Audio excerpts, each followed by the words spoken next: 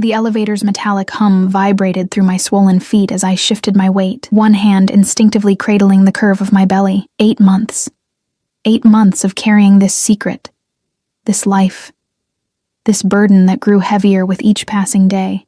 The divorce papers felt like burning coal in my worn leather purse, edges already softened from my nervous fingers tracing them over and over during the train ride into the city. I shouldn't have come here. Not to this building with its marble floors and crystal chandeliers. Not to this world that had chewed me up and spit me out 2 years ago. But Marcus's lawyer had been clear. If I wanted this done quickly, cleanly, without complications, I needed to sign in person. No more delays. No more excuses. The doors slid open on the 42nd floor, revealing a reception area that smelled of leather and expensive cologne. My threadbare coat suddenly felt even more inadequate. I'd tried to look presentable, a simple black dress that stretched across my pregnant belly, my hair pulled back in a neat bun, but I knew I looked exactly like what I was. A woman who'd been surviving, not living, for far too long. "Can I help you?" The receptionist's voice was polished glass, her eyes sweeping over me with barely concealed disdain. "I have an appointment. Emma Ross, for the Castellano matter." Her perfectly manicured fingers flew across her keyboard. "Take a seat. Someone will be with you shortly." I lowered myself carefully into one of the waiting chairs, my back aching. The baby kicked, a sharp jab against my ribs that made me wince. "Shh," I whispered, rubbing the spot. "Almost done. Just a signature, and we're free." Free. The word tasted like ash. I'd thought I was free when I left Marcus, when I'd packed my single suitcase and disappeared in the middle of the night. I'd thought I was free when I'd moved 3 states away, when I'd taken the job at the diner, when I'd convinced myself that I could build a life from nothing. But freedom, I'd learned, was just another kind of prison when you were alone. The elevator chimed again. I didn't look up. Not until the entire atmosphere of the room changed. It was like a pressure drop before a storm. That electric tension that made the hair on your arms stand up. The receptionist straightened immediately, her professional mask slipping into something closer to fear. "Mr. Castellano, we weren't expecting—" "Clear the floor." The voice cut through the air like a blade. Deep, controlled, absolute. I knew that voice.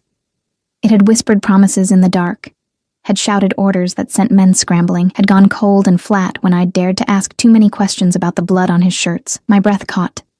No, he couldn't be here. This was supposed to be simple. Sign the papers, leave, never look back. I kept my head down, praying he wouldn't notice me among the scattered chairs and potted plants. My hand moved protectively to my belly, as if I could somehow hide 8 months of pregnancy beneath my palm. Everyone out.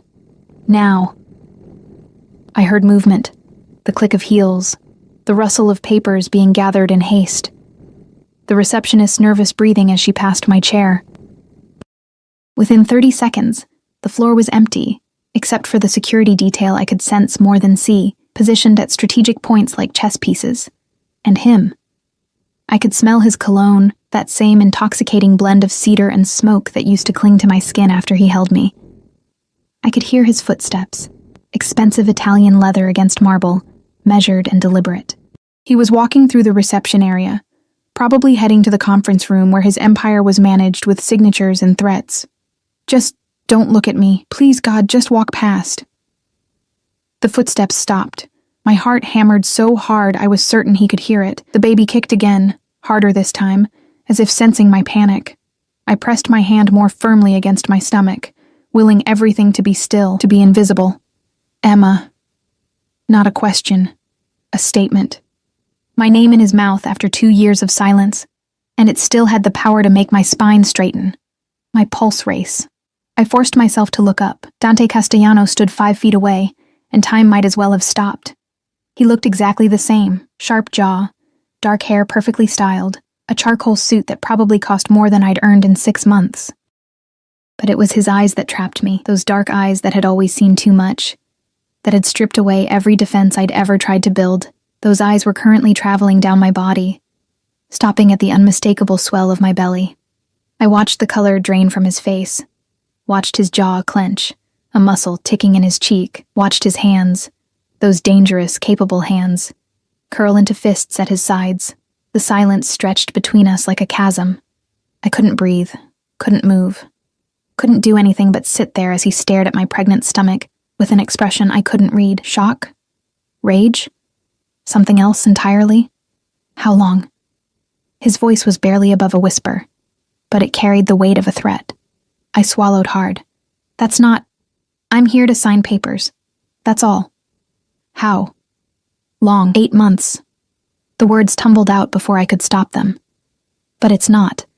This isn't why I'm here. I just want to finalize everything and leave. He moved then, crossing the distance between us in 3 strides. Before I could react, he was crouching in front of me, his hands gripping the arms of my chair, caging me in. This close, I could see the storm building in his eyes, could feel the barely controlled fury radiating from him. 8 months, he repeated, his voice deadly soft. You've been carrying my child for 8 months, and you didn't think I deserved to know? It's not... I started, but the lie died on my lips when I saw his expression. Don't. The single word was a warning. Don't you dare try to tell me this baby isn't mine. I can count, Emma. I know exactly when you left. My throat tightened. Of course he knew. Dante knew everything. It was one of the things that had terrified me about him. The way he collected information like other people collected stamps. The way he could piece together truths from the smallest fragments. I wasn't going to say that, I whispered. I was going to say it's not your concern. Not anymore. Something dangerous flickered across his face. Not my concern? You're carrying my child, and you think it's not my concern? You never wanted children. You said... I said a lot of things. His hand moved before I could stop him, reaching out to hover just above my belly. He didn't touch, but I could feel the heat of his palm through the thin fabric of my dress. Did you really think you could hide this from me? Did you really think I wouldn't find out? I was going to tell you. After. The lie tasted bitter. I had no intention of ever telling him. I was going to sign the papers, disappear again, raise this baby alone in my tiny apartment above the diner where no one asked questions, and everyone minded their own business. After what? After you'd stolen my child? After you'd made sure I'd never know I was a father? You're a monster, Dante. The words ripped out of me, 2 years of suppressed fear and anger finally breaking through. You're a criminal. You hurt people. I never hurt you. The quiet intensity of his words stopped me cold, because it was true. In all the time we'd been together, through all the darkness I'd witnessed, all the violence that swirled around him like a permanent storm, he'd never once raised a hand to me. He'd sheltered me from the worst of his world, had kept me in a golden bubble where I could pretend that the man who kissed me goodnight wasn't the same man who'd ordered someone's death before breakfast.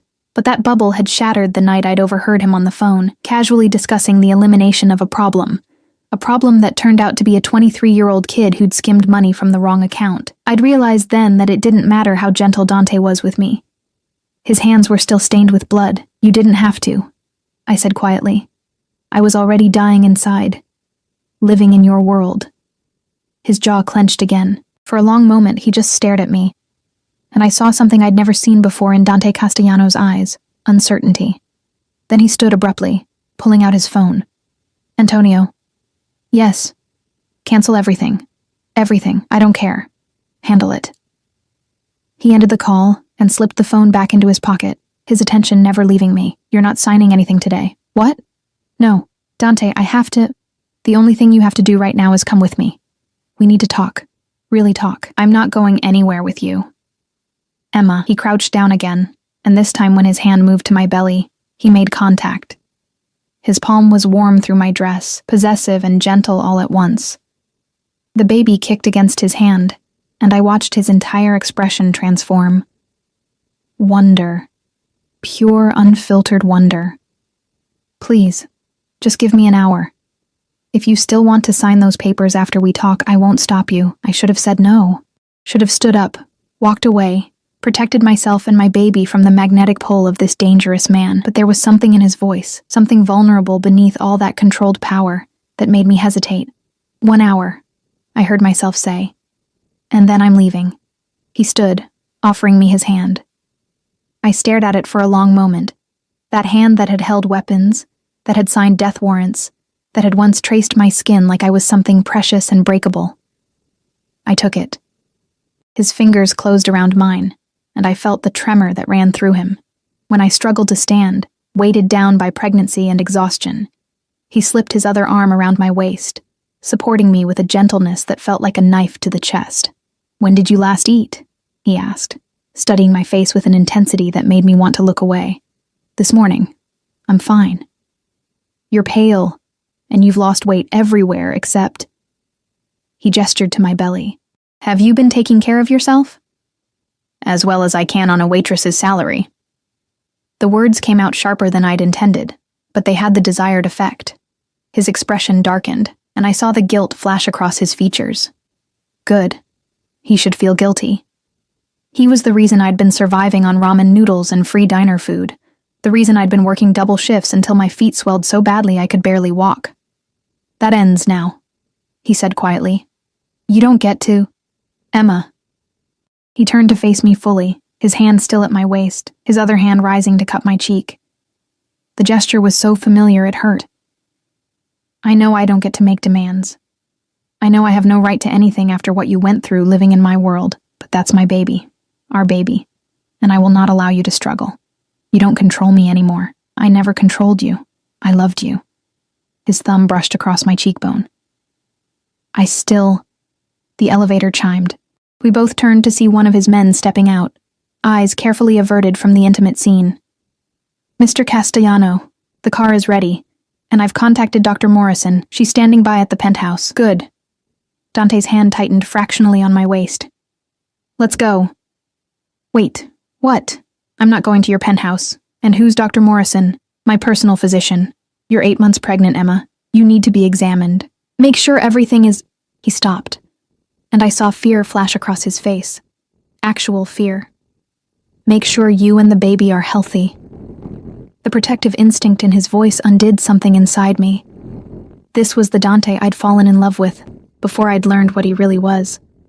The man who'd brought me soup when I was sick, who'd listened to my rambling stories about nothing, who'd made me feel like I was the center of his universe.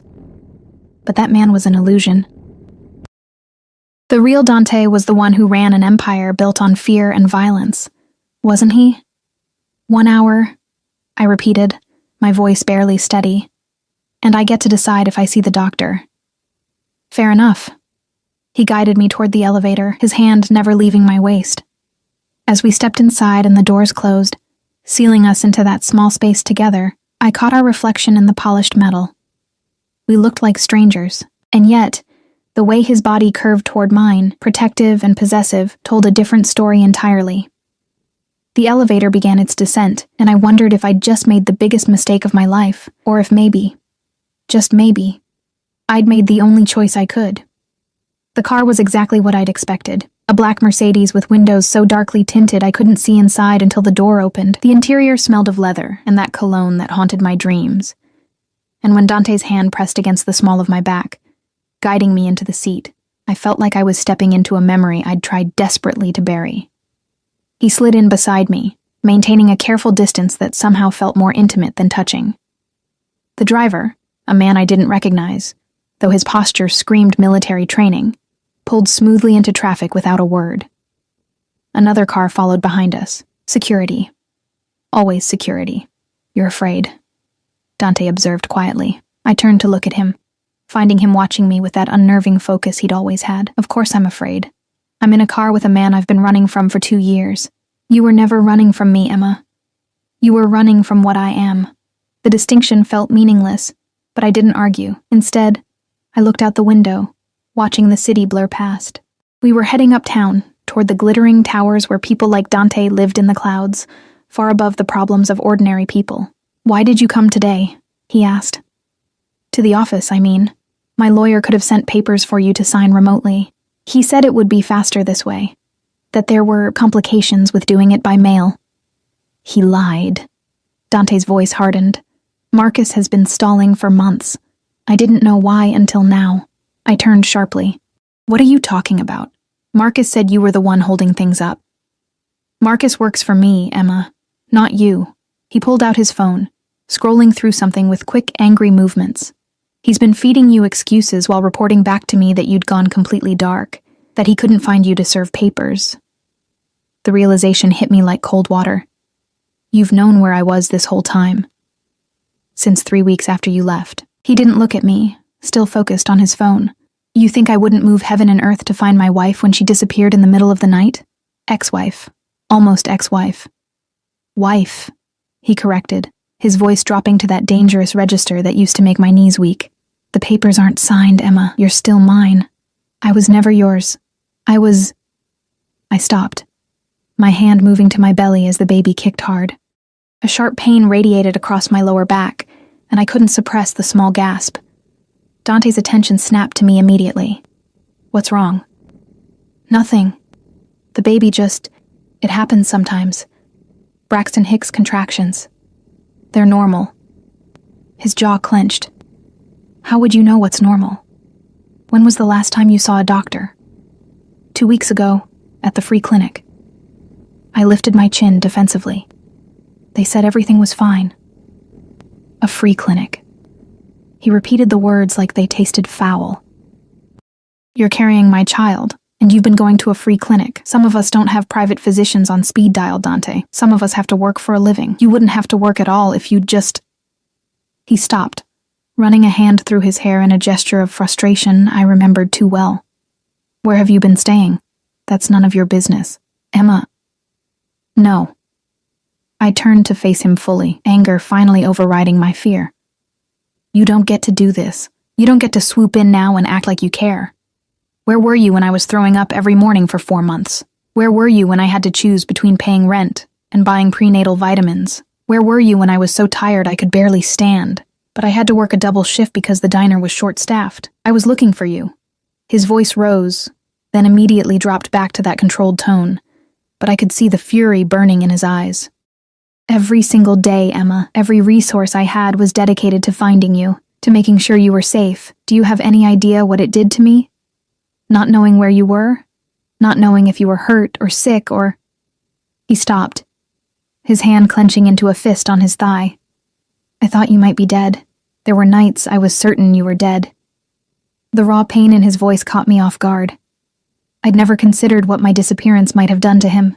In my mind, Dante was invincible, untouchable. The idea that he'd suffered seemed impossible. Then why didn't you just finalize the divorce? I asked quietly. If you knew where I was, you could have forced it through, because I'm not ready to let you go. The admission hung in the air between us. Outside, the city continued its endless rhythm, but inside the car, time seemed to stop. I stared at him, at the man I'd once loved with a desperation that terrified me, and I saw something in his expression that made my chest tighten, longing, regret, and beneath it all, that same possessive hunger that had both thrilled and frightened me. Dante, we're here. The car had pulled up to a building I recognized, one of the most exclusive addresses in the city. The doorman was already opening my door, and Dante was out and around to my side before I could protest, offering his hand again. I didn't take it this time. I managed to extract myself from the car on my own, though the movement was awkward and ungainly. My independence lasted exactly 3 steps before another contraction hit, this one stronger than the last. I must have made a sound, because suddenly Dante's arm was around me, supporting my weight. That's twice in 5 minutes. I'm fine. It's just...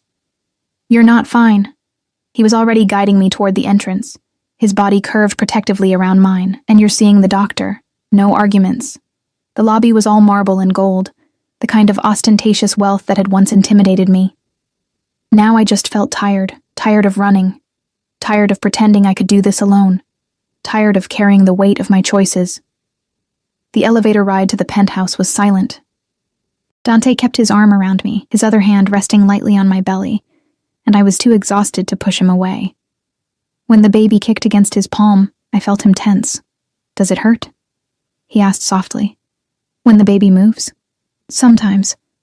Mostly it's just strange. Like there's a person inside me, living their own life. There is a person inside you. His voice was filled with wonder. Our person. The elevator doors opened directly into the penthouse, a security feature I remembered from before. Nothing had changed. The same modern furniture, the same floor-to-ceiling windows overlooking the city, the same grand piano in the corner that Dante had never learned to play. But there was something different. On the coffee table sat a stack of books, pregnancy guides, parenting manuals, books about child development. All of them looked well read, pages marked with sticky notes. I stared at them, my throat tightening. Dante, I told you. I've been preparing. He guided me to the couch, helping me sit before crouching in front of me again.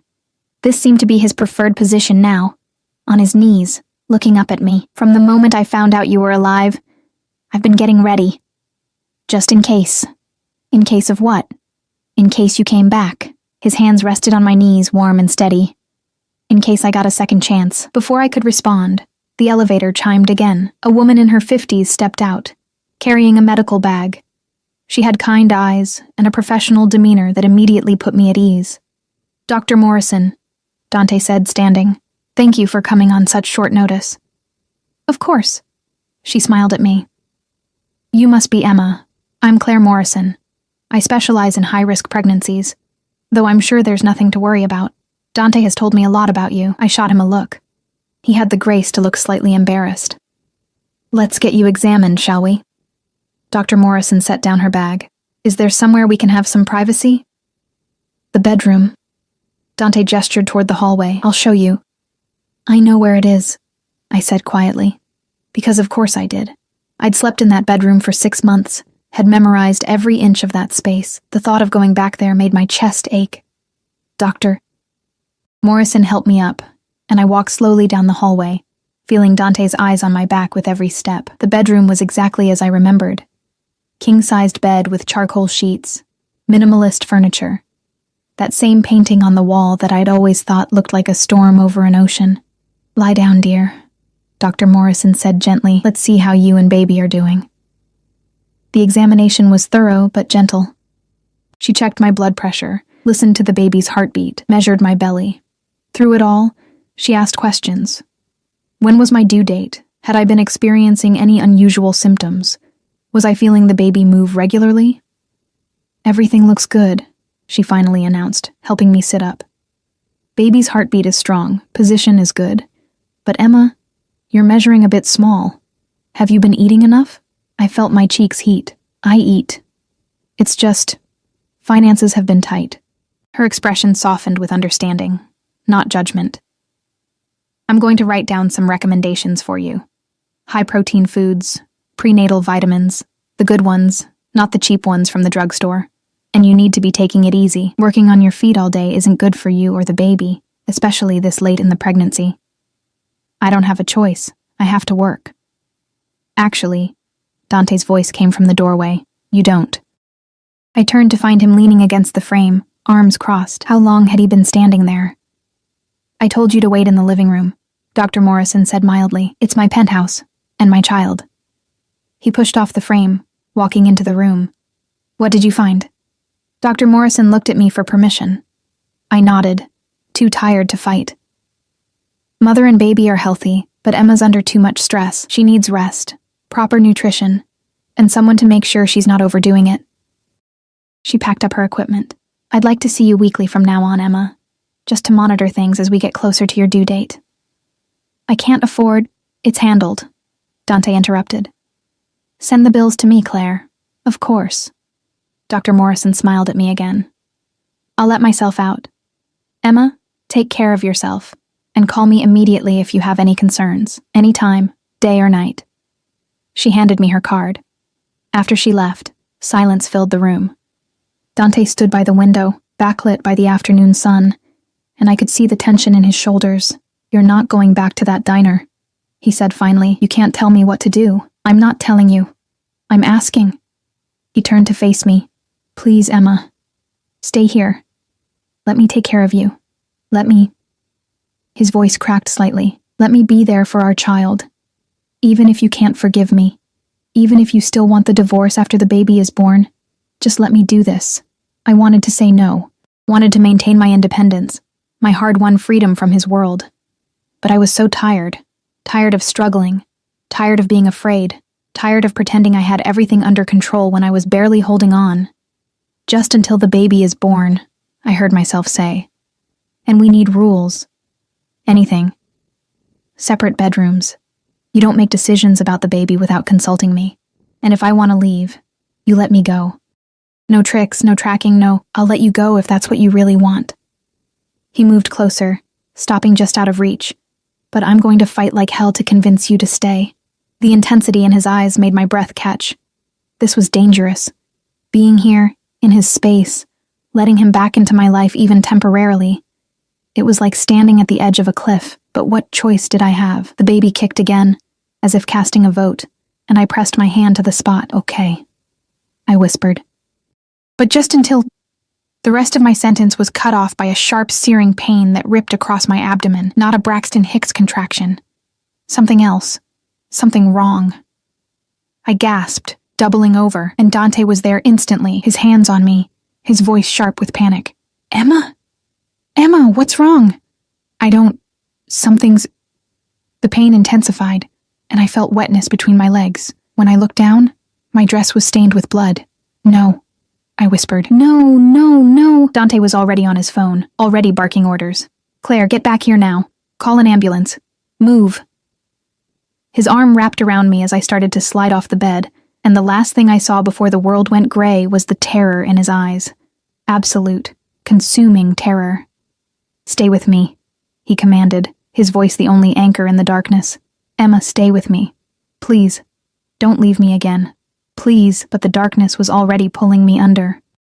I woke to the steady beep of monitors and the antiseptic smell of a hospital. The ceiling was white, unfamiliar, and for a moment I couldn't remember where I was, or why every muscle in my body ached. Then it all came rushing back. The penthouse, the blood, Dante's terrified face. My hand flew to my belly. The baby's fine. I turned my head to find Dante sitting in a chair beside the bed, looking like he hadn't slept in days. His suit jacket was gone, his shirt wrinkled and partially unbuttoned, his hair disheveled from running his hands through it. But it was his eyes that stopped me, red-rimmed and haunted. You're sure? My voice came out raspy. I'm sure. He leaned forward, elbows on his knees. Placental abruption. Partial, not complete. Dr. Morrison caught it in time. They've stabilized you both, but you're on strict bed rest for the remainder of the pregnancy. Relief flooded through me so intensely I felt tears prick my eyes. How long was I out? 14 hours. His voice was rough. Longest 14 hours of my life. I looked around the room properly now. This wasn't a regular hospital room. It was too large, too quiet, too private. Where are we? Mount Sinai, private wing. He straightened slightly. You've been assigned a team of specialists, the best in the city. They'll be monitoring you around the clock until delivery. I can't afford... Emma. He cut me off gently but firmly. Stop. Just stop. Money is the least of our concerns right now. I wanted to argue, but exhaustion pulled at me. The monitors beeped steadily, a rhythm that matched the strong heartbeat I could hear through speakers. The baby's heartbeat, I realized. They were letting me listen to it. You stayed, I said quietly. Where else would I be? He ran a hand over his face. I almost lost you both. Do you really think I'd leave? You have businesses to run, an empire to manage. Fuck the empire. The words were harsh, vehement. None of it matters if you're not. He stopped, jaw clenching. Antonio is handling things. I'm not going anywhere. A nurse came in then, checking my vitals with practiced efficiency. She was young, professional, and clearly trying not to stare at Dante. When she left, the silence returned, heavier now. You should go home, I said. Get some sleep. I'm fine now. You collapsed in my arms, bleeding. You are not fine. The doctors said you've been working yourself to exhaustion, that you're malnourished, that the stress you've been under could have killed both of you. His voice shook with barely controlled anger. So no, Emma, you are not fine, and I am not leaving. I closed my eyes, too tired to fight. I did what I had to do. You should have come to me. You're a criminal, Dante. The father of my child shouldn't be someone who... I stopped, aware that even hospital rooms might have ears. Someone who, what, kills people?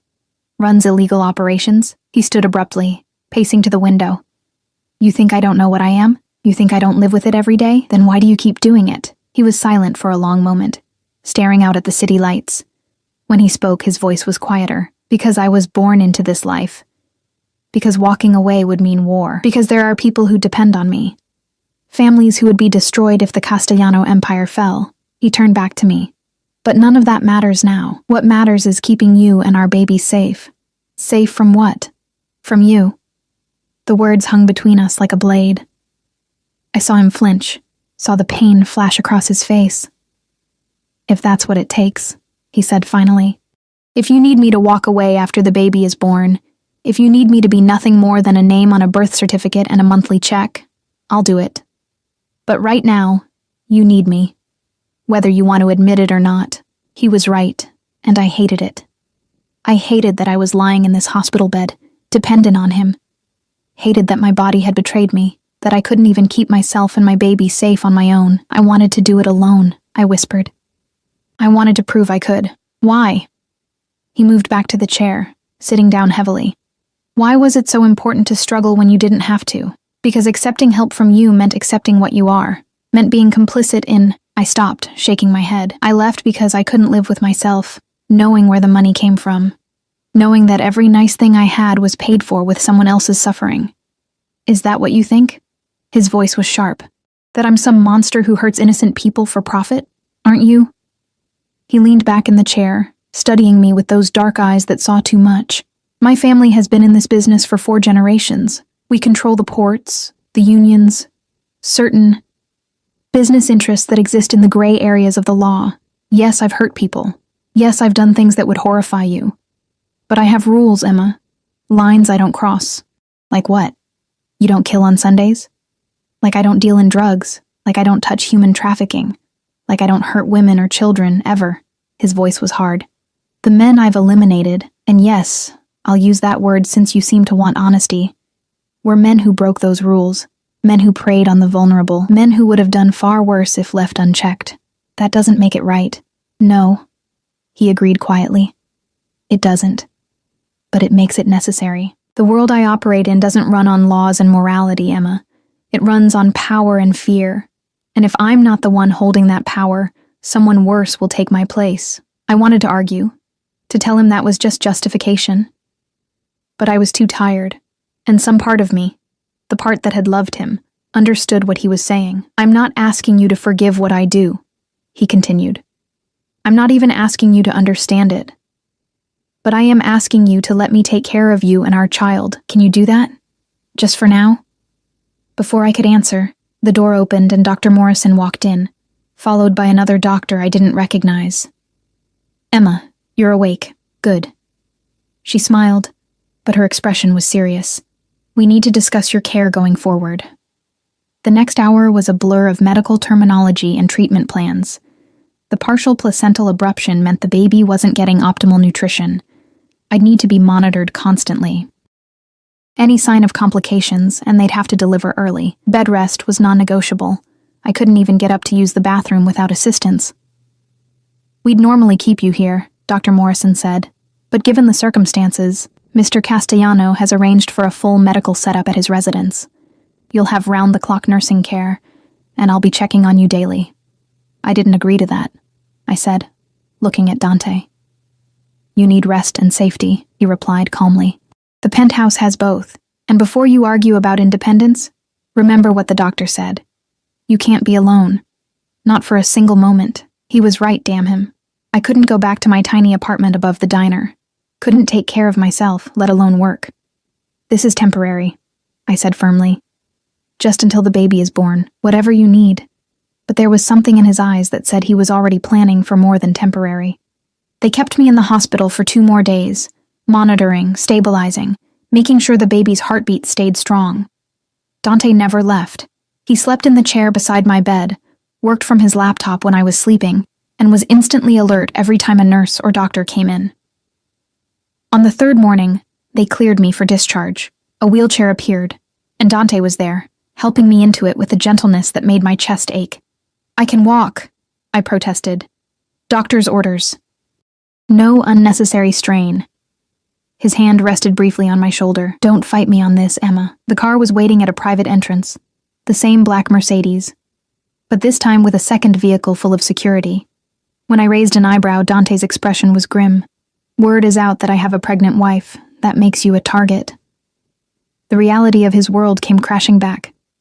A target for who? Anyone who wants to hurt me. He helped me into the car, sliding in beside me. Don't worry.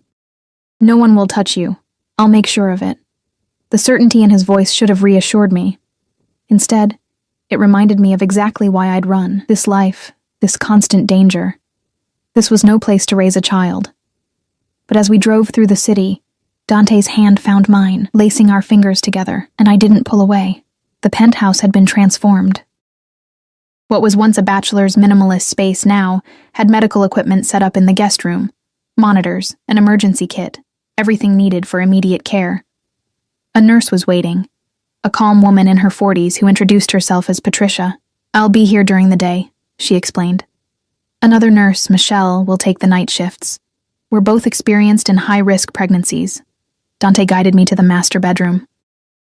The bed had been fitted with special pillows for pregnancy, and there was a small refrigerator stocked with healthy snacks within arm's reach. "You thought of everything," I said quietly.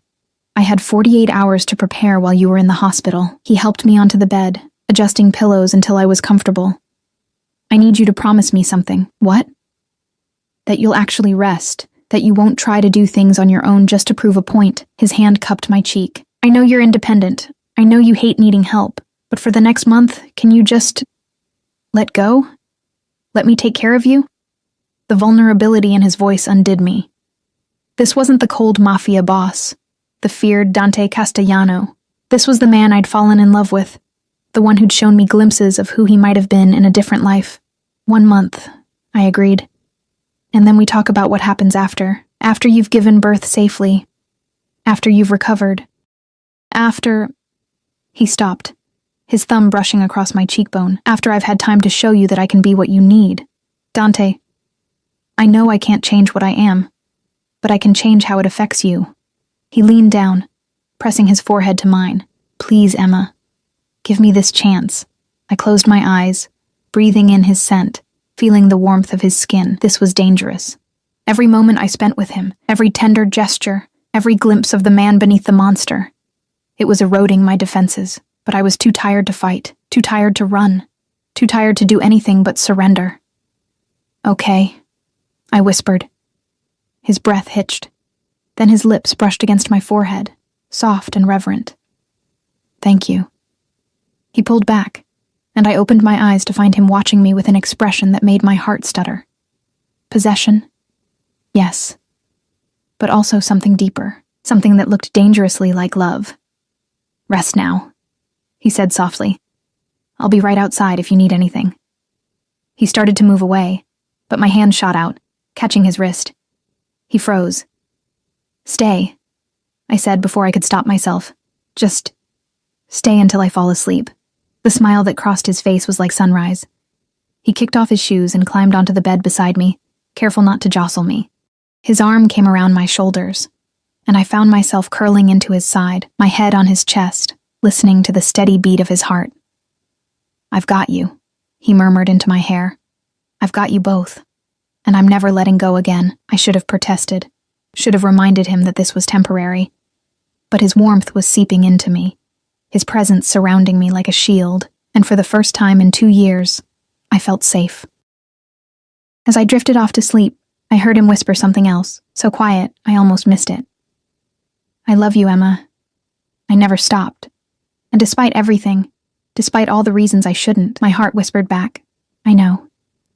The days blurred into a strange new routine. I woke each morning to find Dante already awake, sitting in the armchair by the window, watching me with those dark eyes. Patricia would come in with breakfast. Always something nutritious, always more food than I could finish. Then there were the checkups, the monitoring, the endless waiting. But it was the nights that undid me. Dante had kept his promise about separate bedrooms, sleeping in the guest room despite my presence in what had once been our shared bed. But every night, around 10, he'd appear in the doorway, asking the same question. "Can I stay until you fall asleep?" And every night, I said yes. It became our ritual. He'd lie beside me, fully clothed, careful not to touch me unless I reached for him first. We'd talk in the darkness, about everything and nothing, He told me about the business deals he was managing remotely, careful to keep the details vague. I told him about the diner, about the regulars who came in every morning, about the life I'd built in my exile. We didn't talk about the future. We existed in this suspended moment, where the only thing that mattered was the baby growing inside me and the fragile truce between us. 2 weeks passed. The baby grew stronger, more active. Sometimes, when a particularly hard kick woke me in the middle of the night, I'd find Dante already awake, his hand hovering over my belly, asking silent permission. I'd take his hand and place it where the movement was strongest, watching his face transform with wonder. "She's strong," he'd whisper. "She? Or he? I just have a feeling." His thumb would trace gentle circles over my stomach, strong and stubborn, like her mother. It was during one of these quiet moments, 3 weeks into my bed rest, that everything changed. I woke to raised voices outside the bedroom. Dante's voice sharp with authority, and another man's, one I didn't recognize. I sat up carefully, straining to hear. Don't care what Salvatore says. The answer is no. He's not asking, Dante. He's demanding. You know what that means. It means he's forgotten who runs this family. Dante's voice dropped to that dangerous register. Tell him if he has a problem with how I'm conducting business, he can come to me directly. But he stays away from her. That's non-negotiable. Silence. Then, he knows about the baby, about Emma. He's saying it makes you weak, that you're distracted. Get out. Dante, I said get out. And tell Salvatore that if he or anyone else comes near my wife, near my child, they'll answer to me personally. Do you understand? Footsteps. The elevator chiming. Then silence. The bedroom door opened slowly. Dante stood there, and I could see the tension radiating from him, the barely controlled fury in his eyes. How much did you hear? He asked. Enough. Who's Salvatore? He exhaled slowly, running a hand through his hair. My uncle. My father's brother. He's been unhappy with some of my recent decisions. Decisions like taking time away from business to take care of me. Decisions like refusing to expand into territories that would require methods I'm not willing to use. He came into the room, sitting on the edge of the bed. He thinks I've gone soft, that having a family makes me vulnerable. Doesn't it? I asked quietly. You just said I'm a target. The baby is a target. How is that not a weakness? It's not a weakness. It's a line in the sand. His hand found mine. Before you, I had nothing to lose. That made me reckless, dangerous in ways that even I didn't fully understand. But now, he squeezed my fingers gently. Now I have everything to lose. That doesn't make me weak. It makes me lethal. Because there is nothing I won't do to protect you both. The certainty in his voice sent a shiver down my spine. This was the man people feared. The one who controlled an empire through force and will. But it was also the man who brought me water in the middle of the night, who read pregnancy books with sticky notes marking important passages, who talked to my belly when he thought I was asleep. I'm scared, I admitted. Not of you, of this world you live in, of raising a child surrounded by danger. I know. He shifted closer, his free hand moving to rest on my belly. I've been thinking about that, about what comes after. After the baby is born, after you've recovered. He took a breath. I want us to leave. I stared at him. Leave? What do you mean? Leave the city. Leave this life. At least the visible parts of it. His words came faster now, like he'd been holding them in for too long. I've been setting things up. Antonio can run the day-to-day operations. I can manage the rest remotely. We could go somewhere quiet, somewhere safe. Raise our child away from, he gestured vaguely, all of this. You do that? Just walk away? For our family. I'd do anything for you. His eyes met mine, and the intensity there took my breath away. I know I can't erase what I am, Emma. I know I can't undo the things I've done. But I can choose what comes next, and I choose you. I choose our baby. I choose a life where my child doesn't have to grow up afraid. Tears pricked my eyes. Dante. You don't have to answer now. Just think about it. Please. Before I could respond, my phone buzzed on the nightstand. I rarely got calls anymore. My old life had faded into memory, and I had no one left who would reach out. So when I saw the number, My stomach dropped. The diner. Hello? Emma? It's Gary. My old boss's voice was tight with worry. Listen, I don't want to alarm you, but there were some men here today, asking about you. My blood ran cold. What kind of men? The kind that make people nervous. They wanted to know where you lived, when you worked last, if you'd mentioned anything about where you were going. He paused. Emma, what kind of trouble are you in? Dante was already on his feet, his expression dark. He held out his hand for the phone, and I gave it to him without question. This is Dante Castellano, who came to your establishment. His voice was pure authority. I watched him listen, his jaw clenching tighter with each passing second. Description. I see. No, you did the right thing calling. If they come back, you contact this number immediately. He rattled off a phone number. And Gary? Thank you for looking out for her. He ended the call, immediately dialing another number. Antonio. We have a problem. Someone's sniffing around Emma's old workplace. I don't know yet. Get me eyes on the diner and run down everyone who's been asking questions about my wife in the past month. He paused. No, not Salvatore's style. This is something else. He hung up and turned back to me, and I saw something in his face that terrified me. Not anger. Fear. What's happening? I asked. I don't know yet, but we're going to find out. He pulled out another phone. I'd learned he kept several, and made a series of rapid calls, each one short and clipped. Within minutes, he'd mobilized what sounded like an entire security apparatus. When he finally sat back down, his hand immediately went to my belly. As if reassuring himself we were still there, still safe. I need you to tell me everything, he said quietly. Everyone you talked to after you left. Every place you stayed. Every person who might have known you were pregnant. Why? What does it matter? Because someone is looking for you. Someone who isn't me, who isn't my organization. His thumb traced soothing circles over my stomach, a contrast to the tension in his voice. And I need to know who and why before they get any closer. The baby kicked hard, as if responding to the stress. I took a shaky breath and started talking. I told him about the bus station where I'd bought a ticket with cash, the motel where I'd stayed for 2 weeks, working under the table at a laundromat, the diner where I'd finally landed a steady job, the free clinic where I'd confirmed the pregnancy. Did you use your real name anywhere? He asked. Only at the clinic. They needed ID for the medical records. His expression darkened. The clinic. What was it called? Women's Health Services, on Maple Street. Why?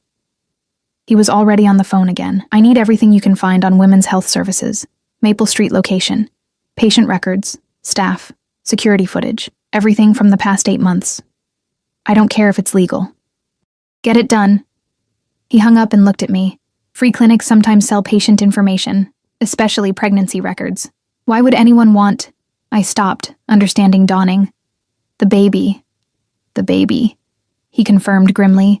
An heir to the Castellano fortune, leverage against me, a target for anyone who wants to hurt me or force my hand. The room suddenly felt too small, the air too thin. Oh God.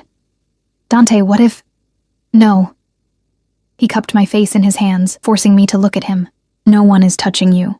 No one is touching our baby. Do you understand me? I will burn down this entire city before I let anything happen to either of you. The ferocity in his voice should have scared me. Instead, it anchored me. Because I knew he meant every word. We should have left already, I whispered. We should have. We will. As soon as you're cleared for travel, his forehead pressed against mine. 2 more weeks. Dr. Morrison said 2 more weeks of monitoring and then we can go. I already have a place arranged, remote, secure, somewhere no one will find us. What about your uncle? What about... I don't care. The words were fierce, absolute. Let them fight over the scraps of the empire. Let them tear each other apart if that's what they want. All that matters is you and our baby. A knock on the door interrupted us. Antonio stepped in, his face grim. We have a problem. The men asking around at the diner, we have an ID. They're Russian, Volkov's crew. Dante went very still. Dmitry Volkov? The same. Word is he's looking to expand his territory. Thinks taking your family would give him leverage in negotiations. The temperature in the room seemed to drop 10 degrees. Dante stood slowly, And I saw the transformation happen in real time. The gentle man who'd been holding me became someone else. Someone cold, lethal, terrifying, double the security, no one in or out without clearance. And get me a meeting with Volkov. Dante, Antonio started. Get me the meeting. Tonight, if possible. His voice was pure ice. He wants to negotiate? Let's negotiate. Antonio nodded and left. Dante turned back to me, and I saw him visibly force himself to soften, to push back the darkness I'd just witnessed. I have to handle this, he said quietly. But I'm leaving 6 men outside this room. Patricia is here. You'll be safe. You're going to meet with him? The man who's been hunting me? I'm going to make him understand that you're off limits, that this baby is off limits. He leaned down, pressing a kiss to my forehead. I'm going to make sure he never thinks about you again. Dante, I caught his hand. Be careful, please. Something softened in his eyes, always. I have too much to come back to now. He kissed me then, really kissed me, for the first time since I'd walked back into his life. It was gentle and desperate all at once, a promise and a goodbye. And when he pulled away, I saw my own fear reflected in his eyes. I love you, he said quietly. I need you to know that, whatever happens, whatever you decide after all this is over, I love you. The words stuck in my throat. I couldn't say them back. Not yet. Not when I still didn't know if we had a future.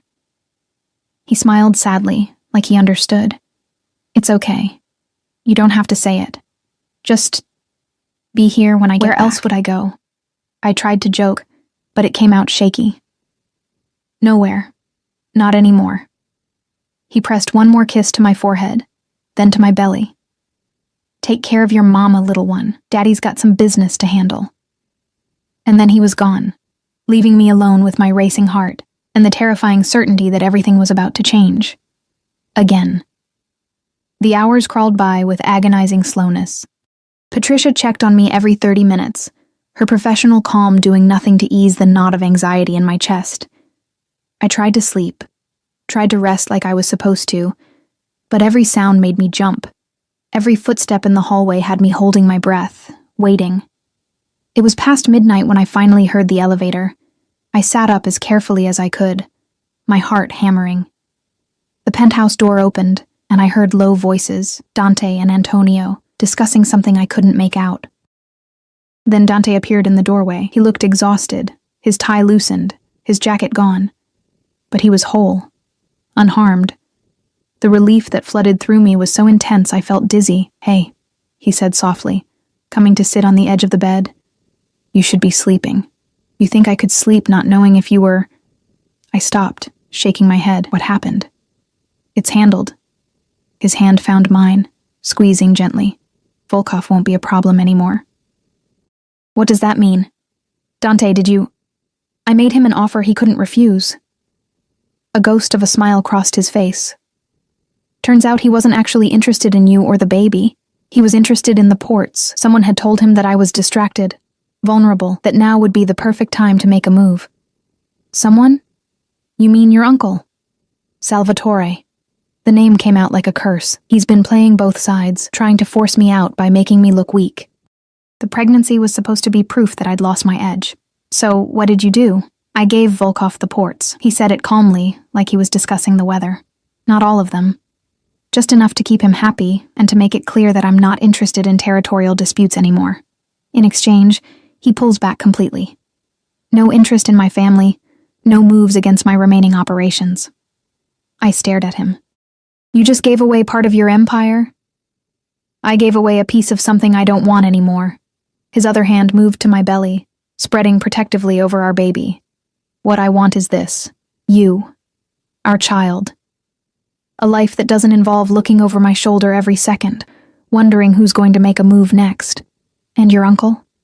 His expression hardened. Salvatore made his choice. He sided with an outsider against family. There are consequences for that. The cold finality in his voice told me everything I needed to know. I should have been horrified. Part of me was. But another part, the part that had felt our baby's kicks, that had nearly lost everything in that hospital, understood. In Dante's world, betrayal wasn't forgiven. It was eliminated. It's done. he said quietly, reading my expression. All of it. Volkov has his territory. Salvatore is no longer a factor. And Antonio is taking over the remaining operations. I'm out, Emma. Really out. Just like that? Just like that. He leaned in, pressing his forehead to mine. I told you I'd do anything for you. For our family. I meant it. The baby chose that moment to kick. Hard enough that Dante felt it against his palm. He laughed. Actually laughed. The sound full of wonder and joy. Strong, he murmured. Definitely takes after you. We don't know if it's a girl. I know. He shifted, lying down beside me and pulling me carefully into his arms. I can feel it. She's going to be fierce and stubborn and beautiful, just like her mother. I nestled against his chest, listening to his heartbeat steady and strong. What if it's a boy? Then he'll be fierce and stubborn and handsome. His hand traced lazy patterns on my back. Either way, they'll be ours, and they'll be safe. That's all that matters. We lay there in the darkness, and for the first time since I'd walked into that office building 3 weeks ago, I let myself believe it might actually be true, that we might actually have a chance. Emma? Do you remember the first time we met? I smiled against his chest. The gallery opening. You spilled champagne on my dress. You told me it was an improvement over the pattern. His voice was warm with memory.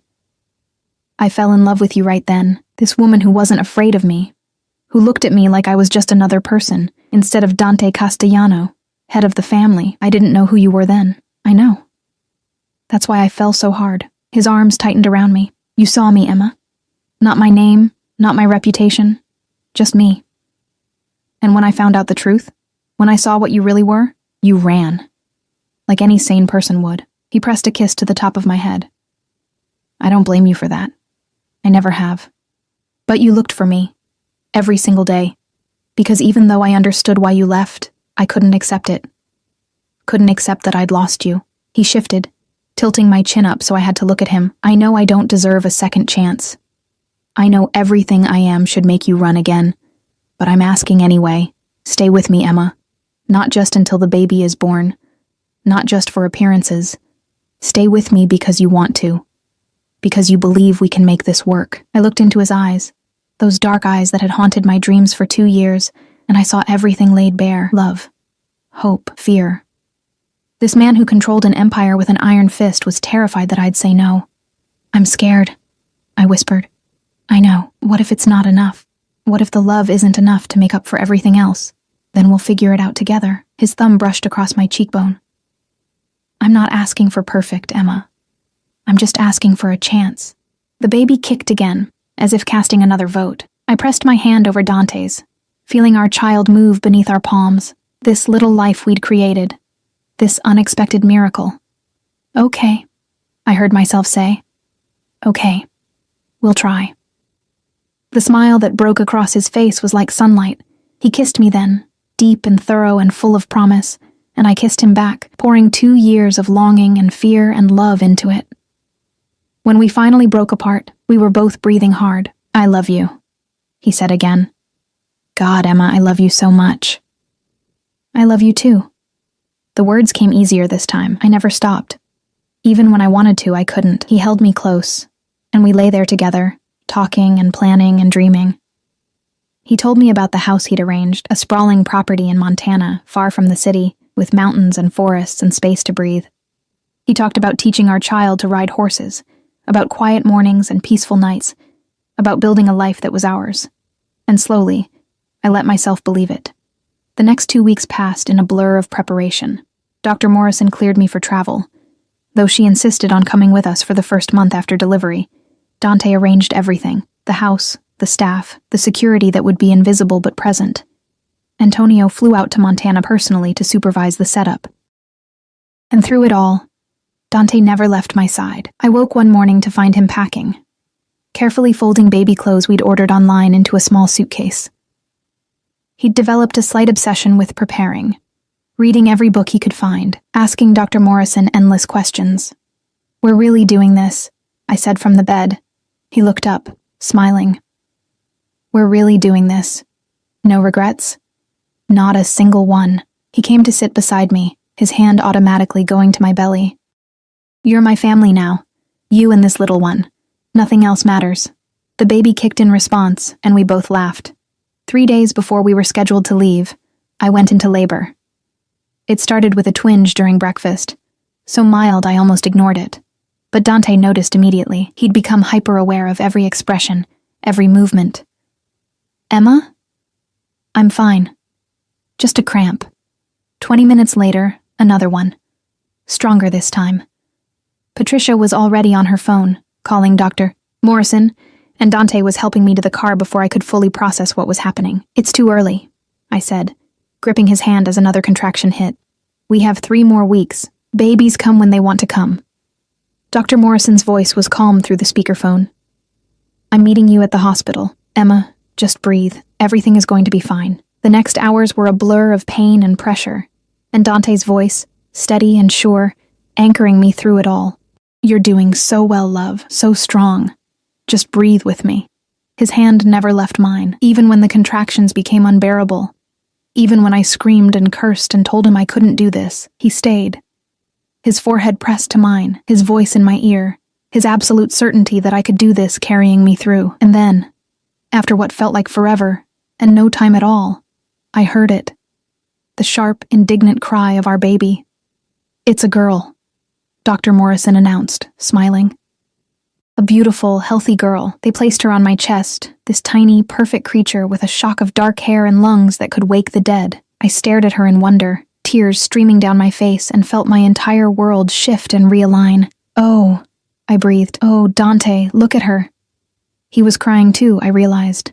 This dangerous man who controlled an empire with fear was crying as he looked at our daughter. "She's perfect," he whispered, his finger gently touching her tiny hand. She gripped it immediately, her cry quieting. "She's absolutely perfect. What should we name her?" I asked. He looked at me, then back at our daughter. "Sophia. It means wisdom. I want her to be smarter than both of us, to make better choices." Sophia Castellano. I tested the name. It felt right. "Hi, Sophia. We're your parents. We're probably going to mess this up sometimes, but we love you so much already." She blinked up at me with dark eyes. Dante's eyes. And I fell completely, irrevocably, in love. We left for Montana when Sophia was a week old. The private plane was set up with everything we could possibly need, and Dr. Morrison came with us, just as promised. Patricia, too, because I'd grown attached to her steady presence. When we landed and drove to the house, I caught my first glimpse of our new life. It was beautiful.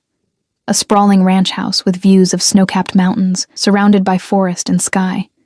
Remote, peaceful, safe. "What do you think?" Dante asked nervously as we pulled up. Sophia was asleep in my arms, her tiny face peaceful. I looked at the house, at the life waiting for us, and then at Dante. "I think it's perfect."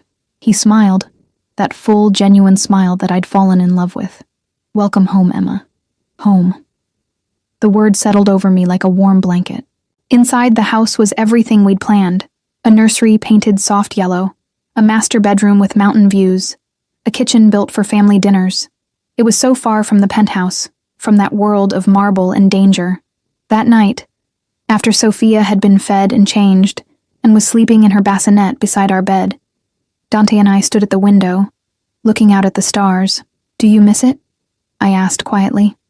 "The power, the control, all of it?" "No." He wrapped his arms around me from behind, careful of my still healing body. "I don't miss any of it. This, you, Sophia, this life, this is everything I never knew I needed." I leaned back against him, letting myself relax completely for the first time in 2 years. "I love you, Dante. I love you too." He pressed a kiss to my temple. "Thank you." "For what?" "For coming back. For giving me another chance. For our daughter." His arms tightened slightly. "For believing that I turned in his arms, looking up at him. "You didn't change who you are. You just chose what matters more, and what matters is this family." He cupped my face gently. "You're my redemption, Emma. You and Sophia. Everything good in my life starts with you." I kissed him then, soft and sweet and full of promise. When we broke apart, We checked on Sophia together, this tiny miracle sleeping peacefully, unaware that her existence had changed everything. Dante's hand found mine as we stood over her bassinet. "We're going to give her everything," he whispered. "Love, safety, a choice about who she wants to be. She'll never have to live in shadows." "No," I agreed. "She'll live in the light." And as I stood there, with the man I loved, and the daughter we'd created, looking out at the mountains bathed in moonlight, I finally understood what freedom really meant. It wasn't running away. It wasn't being alone. It was choosing who you wanted to be, despite where you came from. It was building something new from the ashes of the past. It was loving someone completely, flaws and all, and being loved the same way in return. We'd both been prisoners once, me to my fear, him to his legacy. But here, in this house under these stars, with our daughter breathing softly between us, we were finally free. "Come to bed," Dante said softly, his hand warm in mine, and I did. Not because I had to, not because I was afraid to be alone, but because I wanted to, because this was my choice, my life, my family. Our story hadn't started perfectly. It had been messy and complicated and full of pain. But as I settled into Dante's arms, with Sophia's bassinet within reach and the Montana night quiet around us, I knew that the ending, our ending, was going to be exactly what we needed. Not perfect, not easy, but ours. And that was enough. More than enough.